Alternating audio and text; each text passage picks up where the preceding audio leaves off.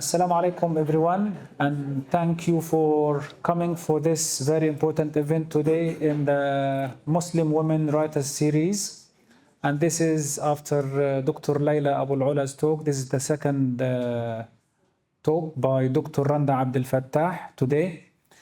Dr. Randa Abdel Fattah is an award-winning author, lawyer, scholar, and activist. After a decade in legal practice, specializing in discrimination and social justice, she entered Academia in 2013 and has since become a leading authority in Australia on Islamophobia, anti-Arab racism, and Muslim Arab activism. Alongside her scholarship, Dr. Abdel Fattah is a celebrated novelist with 13 creative works published in over and circulated in over 20 countries and translated into multiple languages. Her work, Does My Head Look Big in This?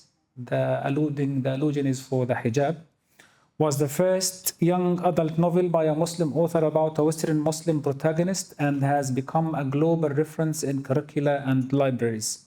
Her work consistently bridges academia and public engagement through writing, teaching, media, commentary, and activism, making her a prominent voice on the question of racism, multiculturalism, and decolonial solidarity, both in Australia and internationally. Please welcome Dr. Randa.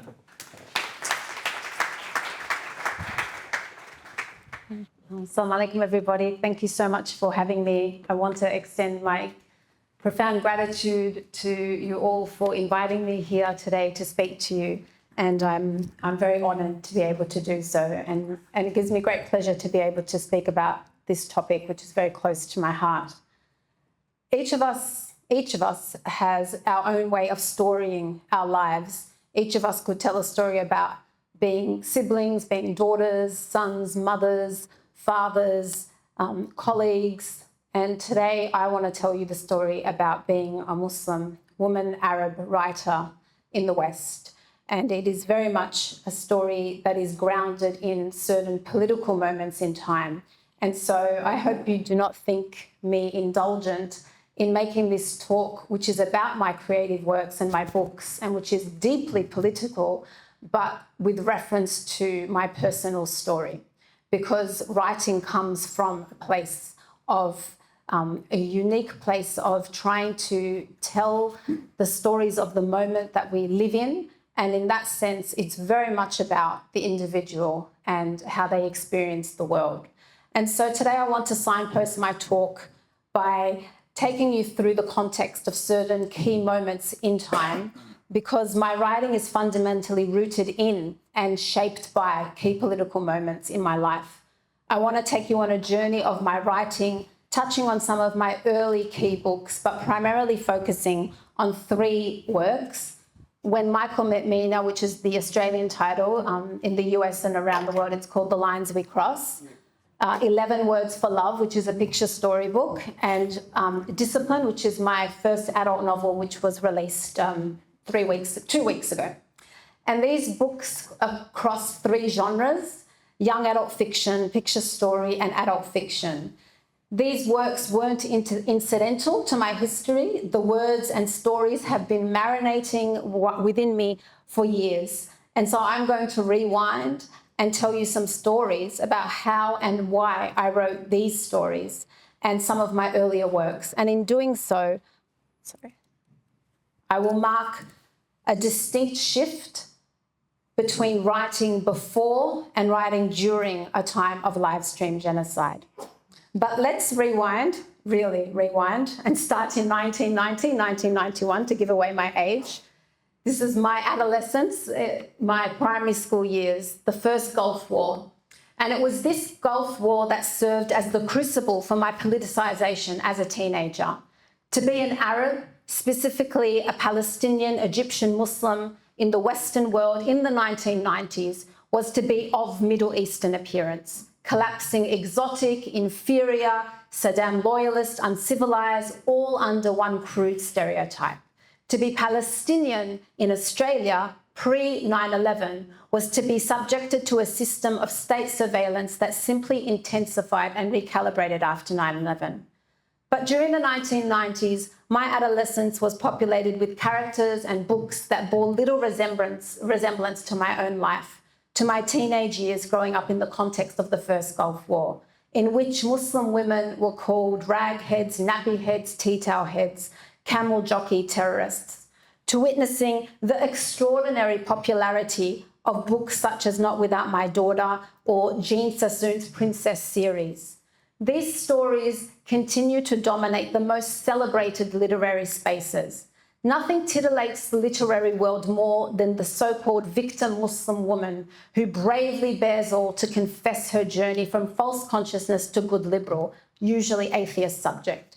Muslim women in these wildly successful formula are never individuals making choices in their own agency, but represent a crude stereotype. In these books, Muslim women do not exist beyond language, beyond the politics and ideologies that have framed Muslim women as always needing to be liberated from their so-called oppression. And you can see from just this sample of book covers, it's always very much the same reductive covers of a Muslim woman behind a face veil, her haunting eyes beseeching their white saviour author and reader to rescue them. This insatiable appetite for stories about Muslim women as victims is part of what motivated me to write my very first book when I was about 16 years old, which I published in 2005. As a teenager, I was gripped by Toni Morrison's words, "If there's a book that you want to read, but it hasn't been written yet, then you must write it." I was primarily motivated to offer readers a mirror, a window, and a sliding door, in the words of Dr. Sims Bishop. I wrote my books with an insurgent spirit, a desire to disrupt these stereotypes and destructive master narratives about my faith, my identity, my gender, culture, and community. I wanted to talk back, and I wanted to really show what it feels like to grow up as a Muslim, young Muslim girl in the West. That first draft that I wrote when I was 16, I sent off to publishers and they all rejected it, but it was the most lovely rejection letters that I've ever received. I still have them. They basically wanted me to go away and grow up a little. I was 16 at the time, and to improve my writing, and I kept those rejection letters. Then the world changed, 9/11. Like many Muslims of my generation, it was a formative reference point in our political consciousness. For some, it was the beginning. For others, it was a rupture. For me, it was the point at which my political identity intensified. Muslims of my generation in Western countries around the world faced collective culpability. And we were propelled into this cycle of guilt by association, defense, and forced condemnations. We faced this discourse of this so-called clash of civilizations between Islam and the West, and this global circulation of fears and moral panics about the so-called Muslim other. I visited the manuscript that I'd written when I was 16, and I went back and rewrote it. I was working as a lawyer at the time in my first year at law, and I was so compelled to write something to speak back to this oppressive landscape that was forcing and caging my identity into these reductive stereotypes, that I wanted to write a book that would speak back to that. And that turned out to be the book, Does My Head Look Big in This? Moving on from that work, I could only have ever written a book about Palestine if I had had a platform to do so in the first place, because of the massive censorship that exists around the subject of Palestine, even at that time. And it was very important for me as a Palestinian to understand my position as a settler of colour living on stolen land in Australia. I am the daughter of a dispossessed Palestinian man living in Australia, which is a land that dispossessed the Indigenous people. The tentacles of British Empire extended throughout the world, and the colonial project, ironically, that created the state of Israel and dispossessed my father and his family from their homeland, brought my father to another stolen land via Egypt in 1973. I visited Palestine for the first time in the year 2000, and when I returned, I knew I wanted to write a book set in Palestine aimed at children. On that visit, I witnessed the impact and the remains of dispossession, the indexes of suffering and loss. My great-aunt's wedding dress on the floor of our home in our village of Burqa, which was trampled on by soldiers, broken furniture, a wild garden, untended olive trees. My grandfather's tombstone and cemetery with nobody there to look after it, the rubble of a house demolished in front of our home. The first chapter of my young adult novel, Where the Streets Had a Name, which I wrote in 2007, was actually narrated by a house as it is being demolished. I lost that chapter in the editing process, but it really speaks to the emotional impact of visiting your ancestral village and home and experiencing it as a crime scene, with the forced empty ruined house standing there as a witness to ethnic cleansing, occupation and violence. Today, when I visit schools to talk about Where the Streets Had a Name, and here is an image of the book which was performed as a play in front of schools in Sydney, I introduced them to a wonderful scholarly work by Joseph Pugliese called Biopolitics of the More Than Human, Forensic Ecologies of Violence, in which he theorises that there are more than human entities as witnesses and victims of military violence. In the book, he talks about the fact that it is not just human beings whose lives are ruined, but the actual landscape, the trees, the animals, the homes. And when I read that line and his book, I instantly recalled our house in Palestine. And in the context of Gaza today, where Israel has left nothing, where we have crimes of genocide, femicide, ecocide, scholasticide, domicide, we should think about who will have standing to demand accountability. Crimes against human beings, against homes, the land, the air, water, the animals. I practiced law for about 10 years. It offered me the tools to see through the saying, there are two sides to one story, as though justice was about trying to find the balance between two versions of truth, as though power and privilege were irrelevant. As a lawyer, I always had the image of a seesaw in my head. The illusion of a balancing structure was there, but what counted was the weight distribution, and that depended on power. And so I continued my writing, my passion, my true calling, writing for and about young people. But my writing has always had an insurgent tone. It's always been a form of political action. I am very much inspired by artist and decolonial theorist Natasha Dillon's essay, Art as Training in the Practice of Freedom. And she says, we strike art to liberate art from itself, not to end art, but unleash its powers of direct action and radical imagination.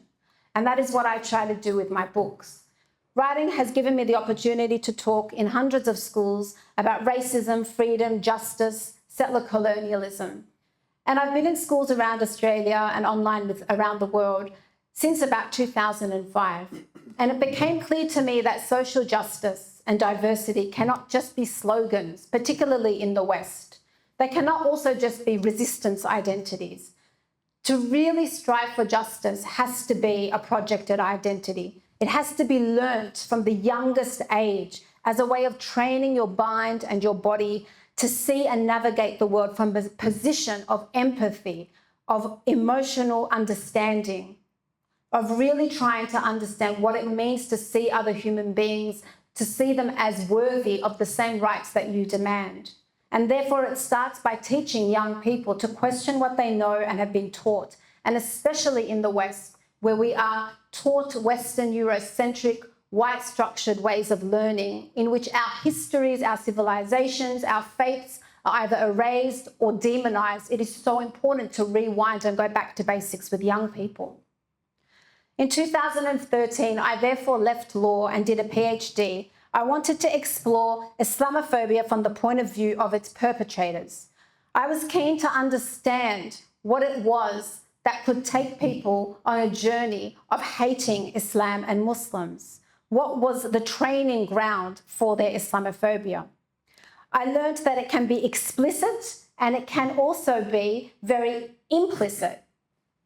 It can manifest itself in ways in which Muslims are considered to be like this fifth column, suspicious, as so-called terrorists, but it also can come from a position of demanding that Muslims give up their identities in order to be accepted and to belong. And here I'm showing you some slides of the political moment in which I was doing my PhD, a time in which refugees and asylum seekers were demonized and there was a lot of hatred in the media against them.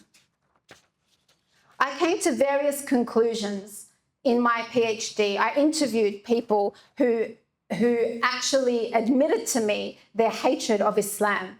And one of the things that I concluded was that there is nothing natural or inevitable or innate about encountering Muslims or racial minorities in the West from a position of hatred. There is nothing automatic or natural about this, about being repulsed or disturbed or offended by our presence, by our cultural traditions, by our food, our religious rituals, our clothing. It's not something you are born with. What you are trained to hate, what you are trained to be offended by, what you are trained to see as your enemy is something that you have been trained to do because of the media and political environment. It is a sort of manufacturing of hatred and manufacturing of an environment in which you are constructed as the other. And so I learned quite quickly that if you do not address that training ground from a young age, then you are allowing this sort of hatred and environments to grow and to fester. And it was while I was interviewing some of these really nasty, horrible people that I met somebody who ironically was married to a Chinese woman, but yet was against immigration to Australia. Very often you meet them and they are such a contradiction of their own manifestos. And he invited me to attend a protest, a rally. It was a rally against refugees.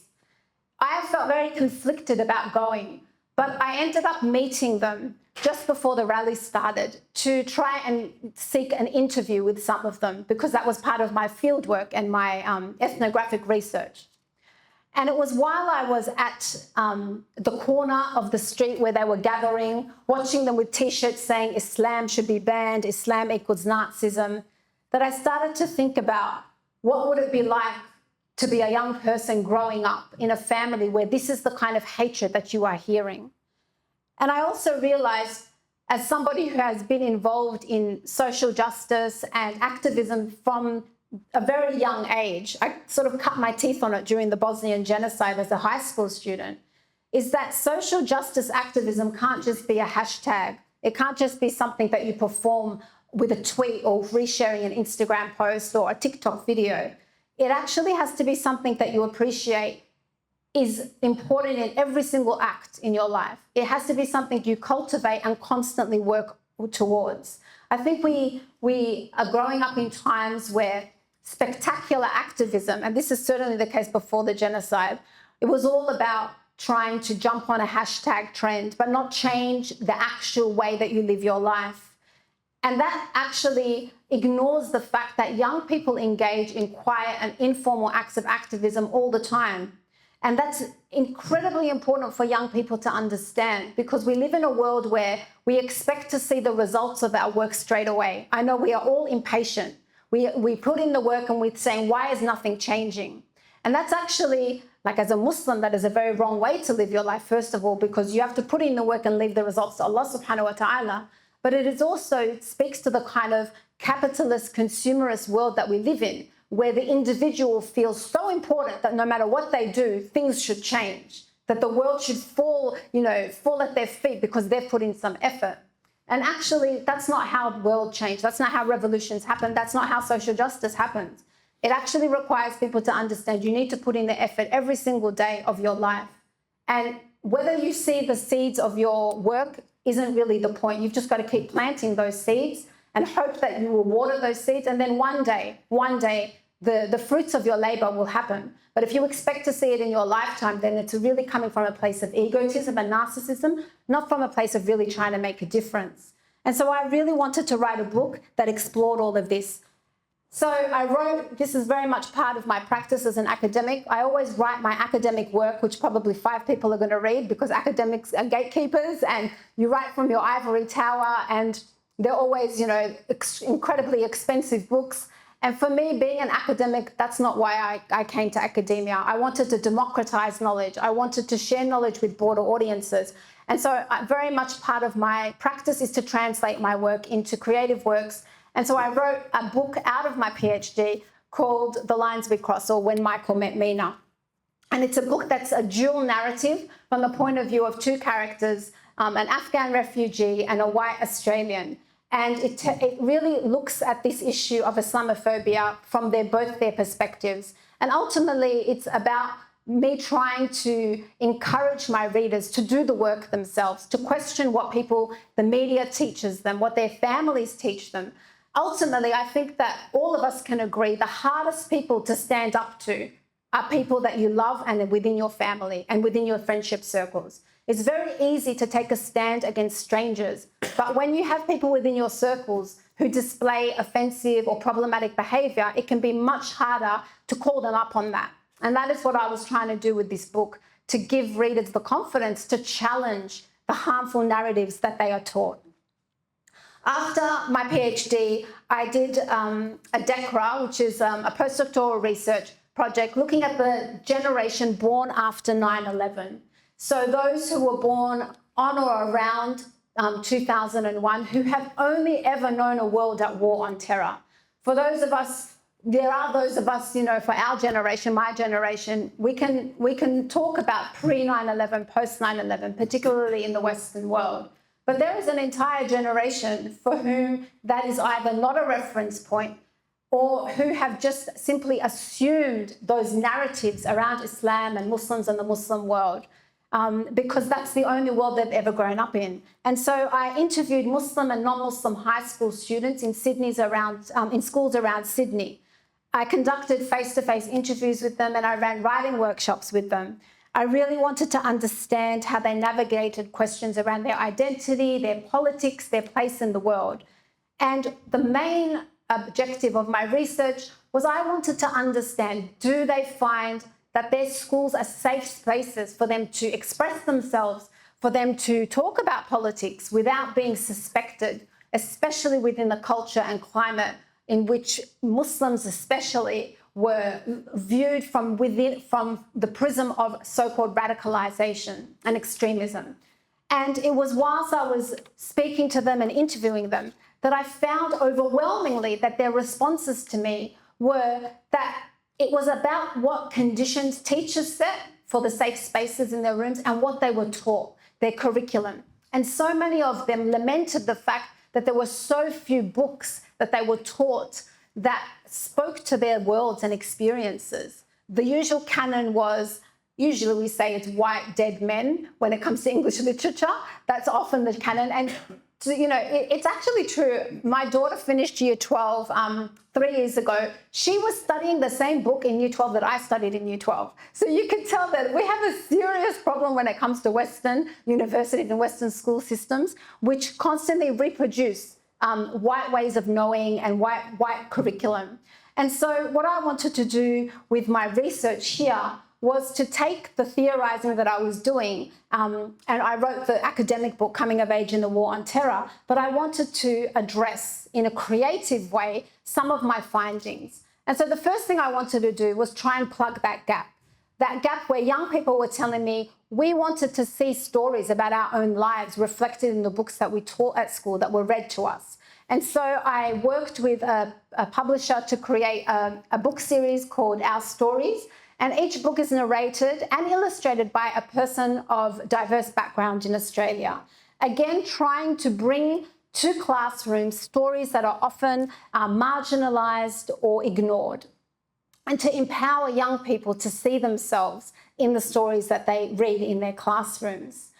And then I decided that I wanted to do something that actually expressed my love for the Arabic language. And again, in a subversive way, play around with this idea of what it means to actually grow up in a multicultural society where English is the dominant language, where whiteness is the dominant structure.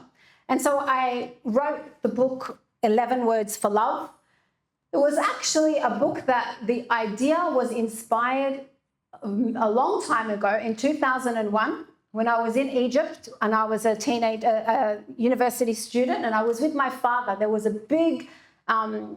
big book festival in Cairo, and I was obsessed at that time with Kulthum, and I didn't understand a lot of the songs, and my dad found me a translation of her book. And I remember speaking to him about the fact that there were so many ways that she was singing about love and all the different words for love in the Arabic language. You can see here, this is just a wheel chart of all the different expressions and degrees of love in the Arabic language. So I had several purposes with this book, 11 Words for Love, which is a book that takes 11 words for love, all different forms of love, and is beautifully illustrated by an Afro-Caribbean Australian illustrator. I wanted to push my agenda of diversifying creativity and literature in classrooms, expose children, not just Arab children, but all children in Australia to the Arabic language, to wrestle with the idea that language is political, and especially the Arabic language, especially in the West, where it is often imputed with menacing, threatening meaning, especially in the media, in popular culture. So how could I subvert that? How could I challenge that?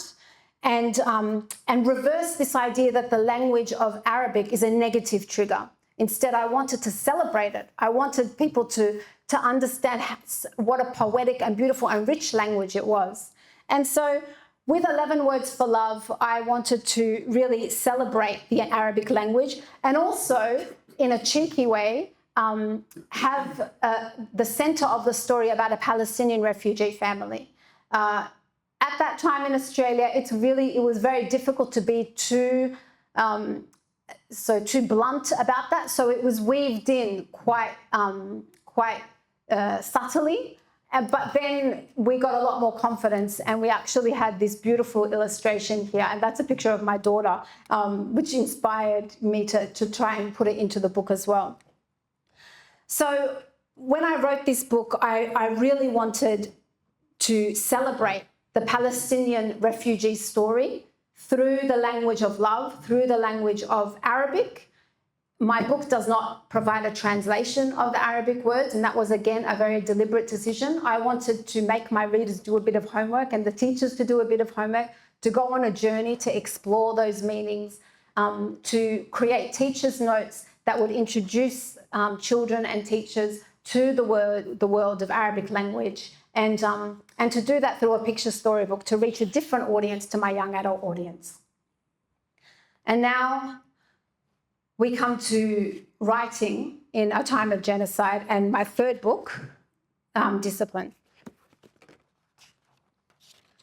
Before I speak about my latest book, Discipline, I want to note the tragedy of writing a book a decade ago, which was The Lines We Crossed When Michael Met Mina, the one that was based on my PhD on Islamophobia, and it feeling tame compared to the escalation in violence and Islamophobia that we are seeing now around the world post-Trump, but I'm giving you the Australian perspective here. Tragically, just a few weeks ago, thousands of neo-Nazis took to the streets of Australia's major cities, and the chants, the demands, the rhetoric reminded me of the opening scene of my book, In the Lines We Cross, which was inspired by the rallies in 2015. So what we are seeing is that the genocide in Gaza has normalised racism and murder and destruction, and a complete abandonment of morality and decency. And so the world I studied for my PhD, brought to life in a creative work in 2015, actually now feels quite tame, almost redundant. It feels as though I was holding back because things are actually so much worse. What has changed is the reaction, the response, the resistance, the mobilisation, and that is where we take our hope and our optimism. So it's never that I'm speaking from a position of fatalism or pessimism. I'm always speaking from a place of optimism in the power of us on the street, in the power of collective action. But it is to say that the stakes are so much higher now. And therefore, the reason that we go to fiction and creativity is because it is the space where we can say the unsayable. We can actually speak back to power which demands our silence. And that is what happened with my book, Discipline. So I started writing Discipline in late 2021, I wanted to pull inspiration and themes from my lived experience as a Palestinian, as a Muslim, my research and my activism. I wanted to explore the traces of state violence on young Muslims, especially young Muslim men, whose political agency is almost always interpreted as threatening. And I wanted to look at the intersection of law and media, education and academia, and really explore what it feels like to work in these oppressive structures and systems. It's set in May 2021, during the weeks of Israel's bombing of Gaza, and it primarily follows two Sydney-based characters. There's the academic Ashraf, who's an Egyptian Australian, and then there's Hannah, a journalist, a young diaspora Palestinian, and first-time recent mother. And it's set during a period that includes a high school student's arrest for protesting university ties to an Israeli weapons manufacturer and the bombardment of Gaza by Israel. Honestly, when I wrote this book, you know, talking about a young person who gets arrested, protesting Elbit systems at a university, this was 2021. I had no idea that it would be a foreshadowing of everything we are seeing now. In fact, a funny story, in September 2023, I emailed a publisher and said, do you think that there's any appetite for reading a book like this? Do people even care about this issue anymore? And then, of course, things completely changed. In 2021, we were witnessing the Unity Intifada, which reinforced relationships between the Palestinian diaspora and the Palestinians who remained in Palestine, as well as the attacks on Sheikh Jarrah that went viral at the time. It was the last big moment when we saw a demand in the media and academia for boycotts, divestment, sanctions, for truth-telling. And Palestinians faced profound gaslighting at even using the words apartheid or settler colonialism. I wanted to therefore write a cautionary tale about the cost of silence, especially in Western public institutions and amongst people who often claim to be left and progressive, but who are so dangerous in their silence. After October 2023, I became creatively paralyzed and I put the book aside. And then my world, what was happening in my world, could not keep up with fiction. I started writing it before the genocide, then I put it down, and then I returned to continue it in circumstances where my life couldn't catch up with my art. So my book was written and is being released in the context of a world in which freedom of speech and expression, including in the arts and academia and media, are shamelessly and openly under attack. So whilst I was writing this book, I was suspended from my university. And that's why it's very important for me to say here today that I'm speaking to you in a personal capacity, because I am 8 months into a suspension of my future fellowship at Macquarie University because of my speaking out on Palestine. And I am still under investigation, and I laugh that it would take less time to investigate an Israeli war crime than it would to investigate the allegations that have been made and raised against me in no less than the Murdoch media. Censorship has become so normalized. If we cannot create characters, stories, and worlds that provoke and challenge and explore, then what hope is there for the arts? Surprisingly, writing this book, the story and words poured out. It almost became like a revenge plot because I was able to overcome confidentiality directions and get my revenge on all the people who were attacking me in real life through the pages of a fiction work. So that was immensely gratifying to be able to talk about these people who create such destructive environments and be able to do that through a work of fiction. That is the power of fiction, that is the power of art.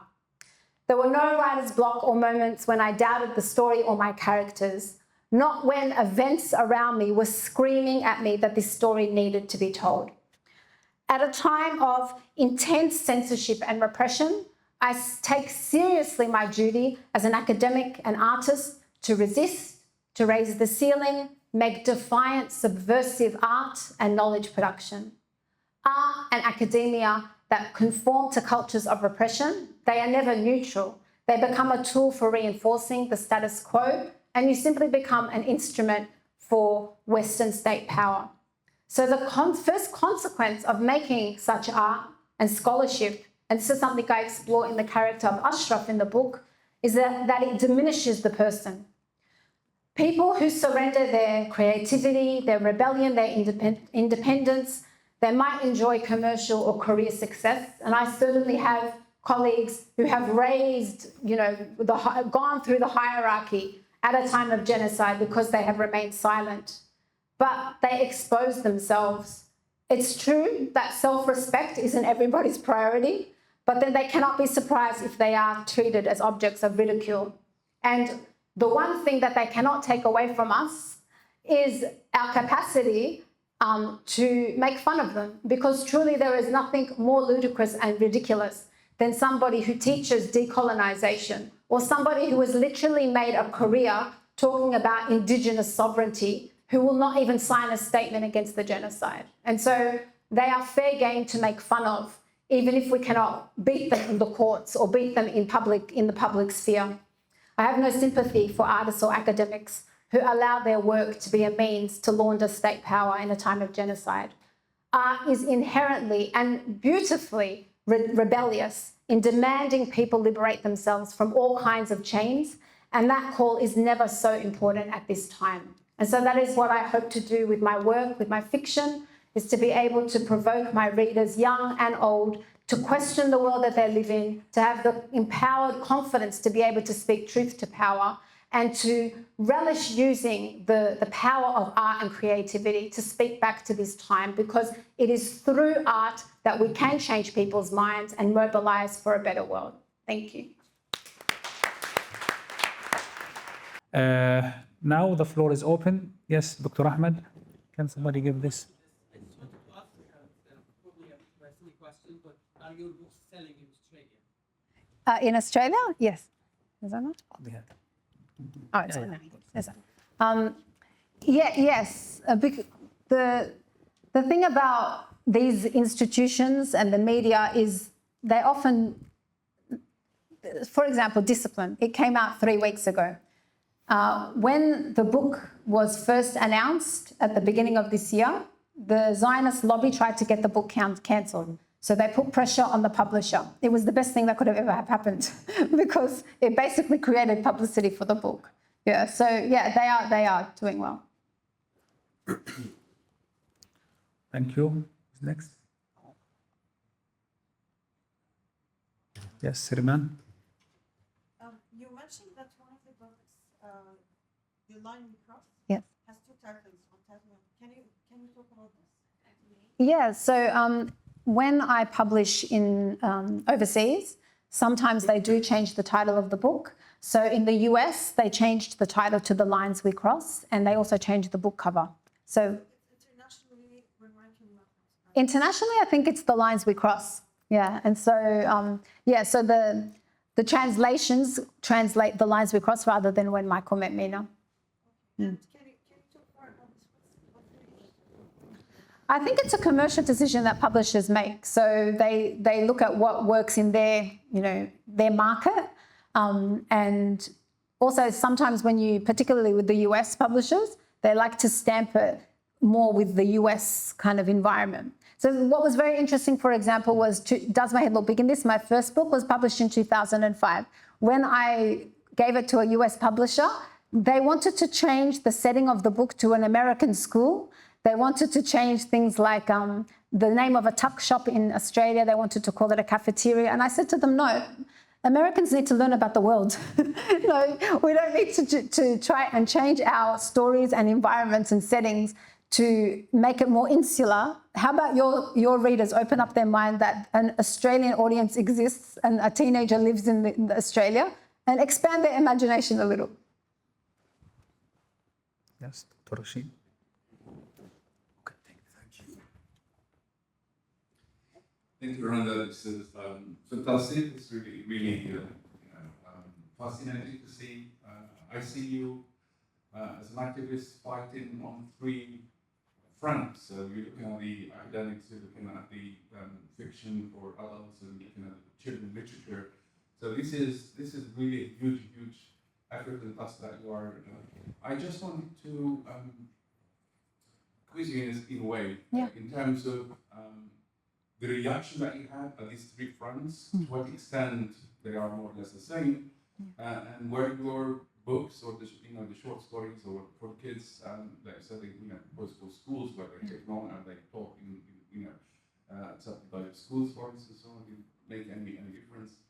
And did you see any change in the attitude of Australian public and government, etc., the way they perceive you, in a way, are you still under attack before, just like you were before, or now even worse, given the genocide and the media coverage of and the Zionist lobby, etc.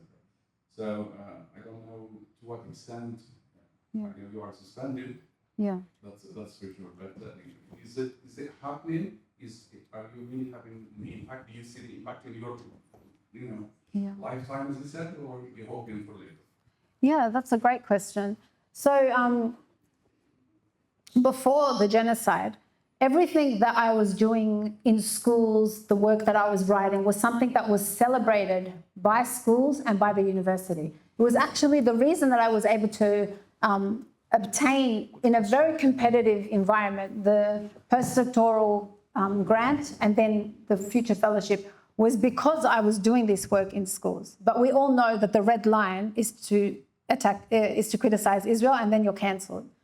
So before then, I was regularly speaking in schools. My books were on school curriculum, and it's been, my book started, I met a student here who said, I read your book when I was young. I said, no, you made me feel old, but it's true, they've been out since 2005. So there's now a generational shift that I can see happening. So students who read the books are now maybe teaching it, or their children are reading it.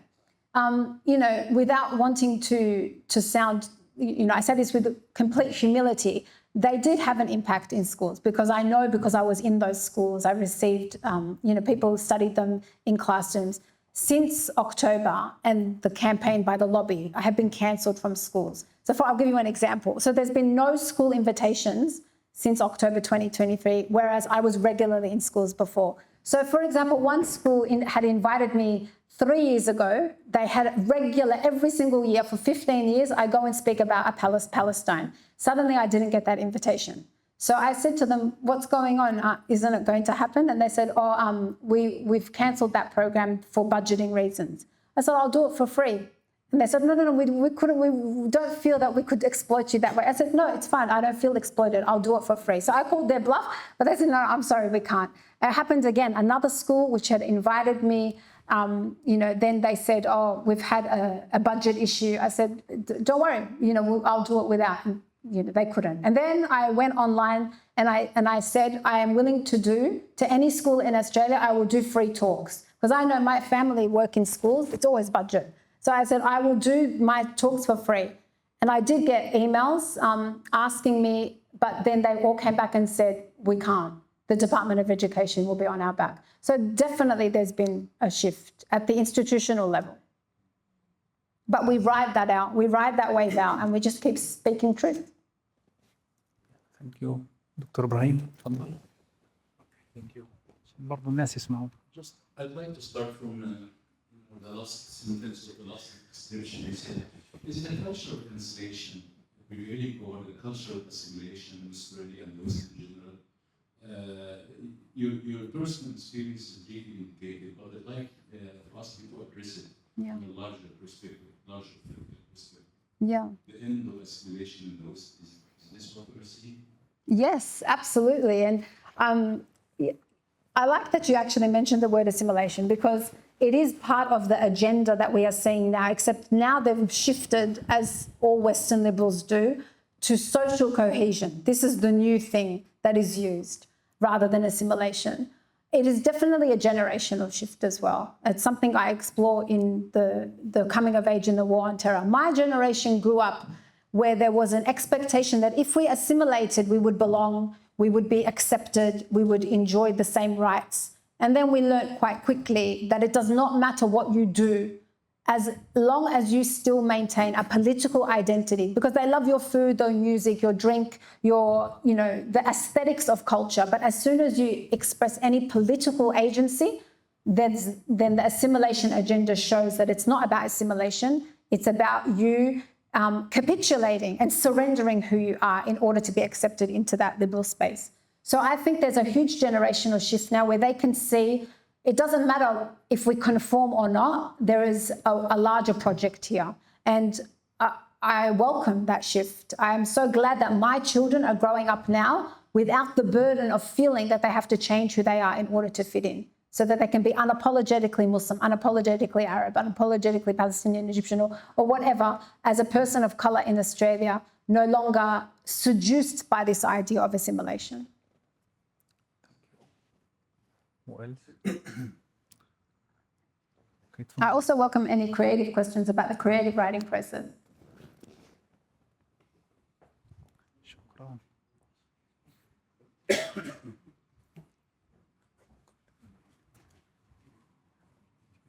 Randa, you say that obviously we heard about your work around being an author, being an activist, but obviously you mentioned your children a few times and as a mother, and as a wife, and a daughter and a sister. How do you juggle, or how do you build resilience in the face of these punches that come at you from all different directions, and have strength to sort of go on? I know, obviously we all try and fight the fight, and posting or sharing, and we're living. It feels relentless, and it feels futile, the efforts we make. How do you not sort of give up? Where's the hope? What the strategies can you sort of give us to keep fighting the length that you have been? Well, I see, I'm very much part of the Palestinian activist movement in Australia. And I think that the real key difference to those who are able to do this with resilience and those who really struggle is faith. It is having a faith-based system for understanding our role in the world. And that's really what continues to ground me. Otherwise, it would be completely falling into despair. The resilience comes from understanding that to live any other way would be a betrayal of what it means to be a mother. How can I live in a world and teach my children to not be bystanders to bullies, to stand up for what's right, if I'm not doing that against the greatest crime that we are ever seeing in our lifetimes? So it doesn't feel like I have to work hard to raise my family in this way. It's about doing the right thing, and understanding that if we model that to them, as hard as it can be, we are in turn raising them to be the kinds of people where, genocide is a red line. The whole world must be shaken by this. And again, it comes to faith. As Muslims, we are one ummah. And if one part of the body is in pain, there's insomnia, there's sleeplessness, there's pain and hurt, this is the state that all of us should be in. I really worry about people who are unaffected by what is happening. I don't trust them. I don't trust them at all. It should be on your mind every single minute of the day. When you eat, when you sleep, it should shake you. And for me, that shows that we still have our humanity. And the last thing I'll say is that who am I, who are any of us to complain or feel sorry for ourselves? Of course, there are moments when you feel self-pity and it becomes overwhelming. But relative to what is happening, we are in such blessings, relative to what we are witnessing. Allah subhanahu wa ta'ala has chosen us to be witnesses and to be in a place of safety. So the margin of safety is huge for us. So from that space, I don't see this as any of us having any other choice. Just one quick thing. I was listening to a podcast the other day. I think it was Omar Suleiman, where he was talking about two people in the States, two young university students who have been on remand for 2 years because of a protest. And I thought to myself, I think I was having a moment. I was cooking and I was feeling sorry for myself about the suspension of my fellowship. And I thought, what an idiot you are. Like, how can you even worry about this? These 18-year-olds are so brave. They've been in prison on remand for 2 years and you're feeling sorry for yourself. So it's all relative. For every person out there who feels it's too hard, there are people who have taken more risks and sacrifices. So I think that we need to keep raising the ceiling for that. Thank you very much. May I borrow that? Yes, yeah. Okay, thank you very much, Dr. Randa. Thank you all. There are refreshments. Oh, yeah. You want to ask a question? Okay, last question And I then. think there was someone there. Someone there? Yeah. Oh my goodness. Okay. Okay, let us take this round and then close. تضيق بنا الأرض فتحشرنا في الممر الأخير فنخلع أعضاءنا كي نمر. Yeah, I'm going to ask you a question about creativity. Okay. Yep. Now, if we think about the definition of entitled creative writing as a practice of freedom. Yeah. So, what I want to know is that, do you really think that this is a practice of freedom? And what made me ask this question is that thinking about the people in Gaza or people even outside. You talk about yourself saying that you were suspected because of your writings. Some people lose their work. Some people have lost their educational scholarships. Yeah. And for me, if I talk about my personal experience, the very first workshop I had in 2013 about creative writing, and the first person who taught me how to write creatively was Dr. Fattah back in Gaza. Yeah. So, Dr. Fattah taught so many people how to write creatively, and he raised like a complete generation doing this. And as a result, he was assassinated because of this. Yeah. So, is it really a practice of freedom? Well, it's relative, isn't it? So I'm talking about it from my point of view as a Muslim Arab in the West. The only space that I have to be able to speak truth to power is creatively. And even then they try to stop me. But in this particular moment in time where academia has now been closed to me, the media, visiting schools, the one space that they couldn't colonize was creativity. Because so far we have been able to raise the argument of freedom of expression and creativity in the arts. So in that sense, it has been a practice of freedom for me to be able to explore all these ideas in a space where they haven't been able to stop me yet. Of course they could. And as you rightly point out, people in Gaza have lost their lives. Journalists for telling the truth, writers, academics, and that is the exact reason why we cannot stop. I, as somebody in the West, have a margin of safety that it would be haram for me not to exploit as much as I can to honour the memories of those who we have lost and who demand that we not be silent and that we continue to speak and fight for them. Not to speak on their behalf, but to speak about what has happened and to continue to raise the bar and demand people mobilise in honour of them and their sacrifices. Does that answer your question?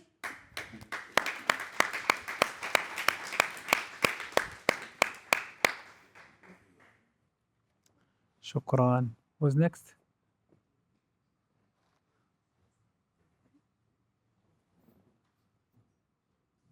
Thank you so much. I have a question regarding your creative writing. You wrote several books. What's your favorite? It's a little lighter question to ask you. What's your favorite character you've ever created, and what's the inspiration behind him or her? And could you just briefly describe this character? It's like asking a mum who her favourite child is. There's usually a real answer, but they'll never admit it. But possibly the character I've had most fun creating was Hayat in Where the Streets Had a Name, which is quite an old book now. It was in 2007. But yeah, that book is set in Palestine, in between Bethlehem and their journey to Jerusalem. Because it was so creatively demanding to write a book about a girl growing up under occupation who's 13 years old, to write it from Australia in conversation with Palestinians who were sending me emails on Hotmail at the time, and to write it without preaching and to honour her voice as a 13-year-old. So it was creatively demanding, and for that reason, she, because they become real people to me, holds a very special place in my heart. Thank you. شروق then Maha and we close. بدك تقول حاجة دكتور؟ If not now, we'll Yeah, we'll catch up later. Yeah.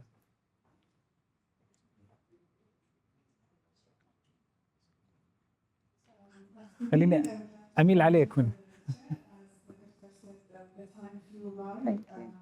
We enjoyed every bit. For me, personally, I've known you through your activism. I mean, your viral videos where you were combating pro-Israelis in Australia. And then knowing you as a writer who is directing or focusing on the younger generation. So having these two roles, I'm an activist as a lawyer and a writer for younger children. I mean, I want just to ask about the role of the Palestinian people in Gaza and in Palestine in general in empowering us as activists, as writers, as creators, I mean, can we talk or shed a little light upon their courage, I mean, what they are suffering and facing, and how this empowers people to speak out, I mean, worldwide. Yes. And how is this changing, I mean, the younger generation? We are not talking about institutions, I mean, if we talk about young people around the world, it's all, this is a new phase for the Palestinian cause. So can we talk about the courage, the sacrifice, and the genocide itself, witnessing genocide every day filmed in front of us? Yeah. How does this empower us to shed the light on their suffering and to give us some pride in our own identity to be exposed in this manner? Well, your question answers the question. It's true. Their courage, their sacrifices, their sumud is so inspiring. Dr. Samah Jibr is a psychiatrist, Palestinian from Ramallah and Jerusalem. She visited Australia last month and she ran a series of workshops on resilience, on mental health, from a Palestinian perspective. And one thing that she said to me has really stuck in my mind. We often talk about vicarious trauma. So all of us are watching a live stream genocide where we're witnessing horror, apocalyptic horror. But we are also, she said, experiencing vicarious resilience. And this is what I think is the magical ingredient in this movement that we are seeing worldwide. How can you give up, despair? Not only do you not have that luxury, but who are you to do that when they are still standing and insisting on their humanity, insisting on resistance, insisting on fighting and speaking back. They have not surrendered. And so I think that vicarious resilience has truly expanded the horizon of what we understand as capable of us as human beings. So for me, it is absolutely true that the resistance and the resilience of the Palestinian people, I don't want to call them superhuman because they themselves do not want to be superhuman. They just want to live. But from us watching what is happening, there is never a moment where I feel that I am entitled. We should never feel entitled to give up or surrender if they are still going strong and relying on us to continue. Thank you. شروق. Hello, Abdelfattah. First of all, thank you for your lecture today. Your story is a source of inspiration. My question is technical. It caught my attention that your publications are novels. I was wondering that addressing such big controversial issues such as Islamophobia and cultural pressure in novels, to me, I find it challenging, especially that your audience is teenager probably and children. How did you handle the tone in your writing, and what narrative techniques did you use in order to make sure your message is delivered the way it should be? I love that question. Oh, we could run a whole workshop about that. You don't give a lawyer and a writer a microphone. I'll try and be quick, and maybe we can talk a little bit after that, or come to the workshop tomorrow.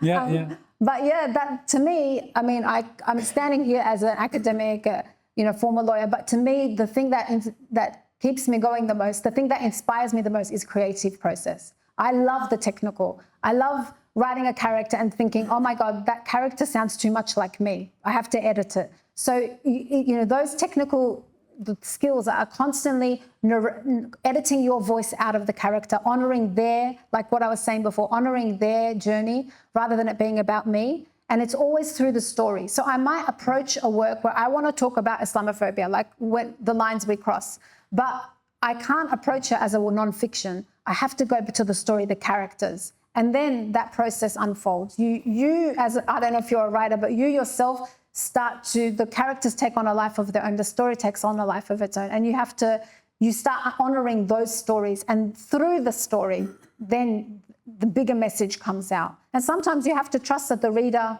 is going to read between the lines. You can't do the work for them. Okay.